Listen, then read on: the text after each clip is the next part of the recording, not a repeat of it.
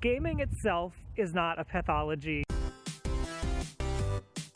In my head. Hey everybody, I'm out here in my druid hood again. It is 27 degrees Fahrenheit. That did not stop me because I wanted to talk about internet gaming disorder, also known as gaming disorder, as the World Health Organization is going to call it in the ICD-11. That's what's being reported anyway. And I'd be lying if I didn't say that I wasn't also out here to play Pokemon Go while I still can and it's not too cold. So I have a lot of different thoughts about internet gaming disorder or gaming disorder. I call it internet gaming disorder because that's the place where I first heard about it, was the back of the DSM-5. There's a section for disorders for further research, basically to look into more. They're not officially disorders, but these are areas where the people who make the DSM, the American Psychological Association, they felt like there's enough here that we need to continue looking and see if there really is a problem. And in there, they called it internet gaming disorder. The World Health Organization is going to call it gaming disorder in the ICD-11. So internet gaming disorder is basically an addiction to gaming. We don't usually use the term addiction when we're talking clinically, but it's this feeling that you can't stop gaming, that like other things in life become much less important, and so your social life suffers. You feel like you have to be gaming, you're always thinking about gaming, all these kinds of things. That's kind of like the gist of it. What it reminds me a lot of is gambling disorder, and gambling disorder is not kept with what we normally would call like the addictions in the DSM. Those are under substance use disorders, and gambling disorder is in its own category called non-substance use. I can't remember exactly what it's called right now. I'll look it up and I'll put it up on the screen here. But it's in its own category because substances interact directly with our bodies, and gambling is not something you're like directly ingesting inside of yourself. But when I think about gambling and I think about games, there's a lot of similarities between the two. You get a reward. It's not a reward that you always get. It feels like you're working for it. I know that's not always true in gambling, especially in gaming. There's like this investment. There's this feeling of loss if you don't continue.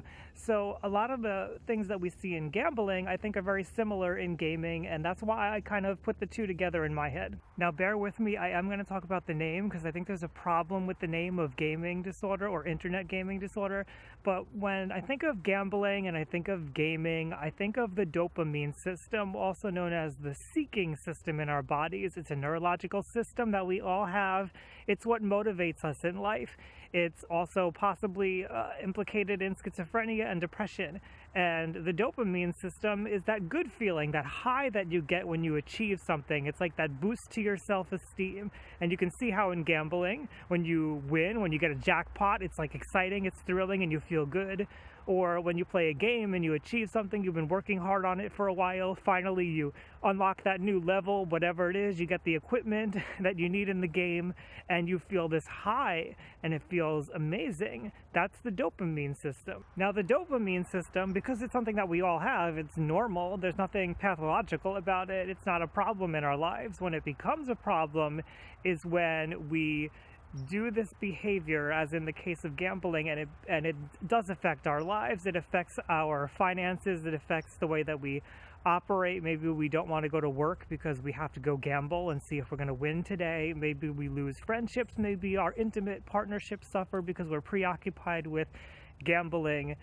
Same thing can happen with gaming. You can become preoccupied, you can lose friendships, you can start to withdraw socially, you may skip work, you may have trouble focusing at work. So all of these are ways in which these things become a problem, and our dopamine system is not helping us in this case. And I don't want to oversimplify the problem here and say that it's all dopamine. There are other factors at play. There's social factors. There could be social anxiety. There could be people with schizoid personality disorder, for example. They tend to withdraw. There may be a component in the fantasizing and the way that we fantasize through games. There could be a lot of things that are going on here, but I see primarily the issue as being the dopamine system. But gaming itself is not a pathology. Gambling is not a pathology. Recreation and fun and risk-taking, these can be positive things if we do them every now and then. They can be adaptive. They can be a way that we enjoy life. They can be fun. Now, I do take issue with the name of gaming disorder or internet gaming disorder. The ICD-11 calls it gaming disorder, but they also have like a little specifier of whether it's online gaming or offline gaming. I don't really think it makes a difference personally, but I think maybe the reason why they're using this name is for a couple of reasons actually. One reason may be that they want to be able to measure what's going on, and if you don't specifically say gaming as opposed to gambling, if you put everything in one category, it's harder to do research and it's harder to see what's going on. So I think giving it its own label is actually very helpful when it comes to research to really understand what's happening. Something else that I think is important is for insurance companies, because if this is a problem and you find that you are withdrawing from friends and you do feel like this addiction to games, if there's not a name for this, then you can't get a disorder label, and then the insurance companies can deny you coverage. And so I think putting a name on this, much like we have in the past for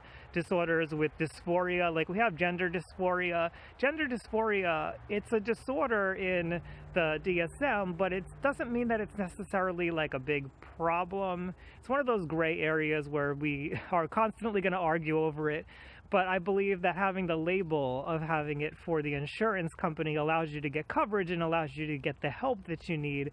So I suspect that's part of the reason why they use this label of gaming disorder, so that we can say like, yeah, this is a real thing. And that brings me to another point, which is that I think putting the label of gaming disorder just in the public eye gets us aware that this could be a problem. When we don't say gaming specifically, people might say like, oh, well, they just have a social anxiety problem, or they're just a deadbeat, or they have depression, or whatever. And so people get confused, and I think having a name specifically for gaming makes people, like, a little light bulb go off in people's minds and think like, oh, wait a minute, this could be what's going on. So I think that's another factor that went into naming it. I don't know exactly why they named it this. I haven't seen any information on it. If anybody has information, feel free to link down below. I just haven't had the time to actually look into it and research it myself. But I'd love to know what your thoughts are on this, so leave those comments down below as well. If you're into mental health, head on over to youtube.com/RyanLiberty. Hit subscribe to learn more about your own mental health and the mental health of the people around you. Thank you, as always, to my patrons. They help me in my mission of humanizing mental health. If you want to become a patron yourself, I'll put that link down below. Thank you, everybody, for joining me out here today. I hope you're having a happy holiday. I'll see you around soon, maybe in 2018 next.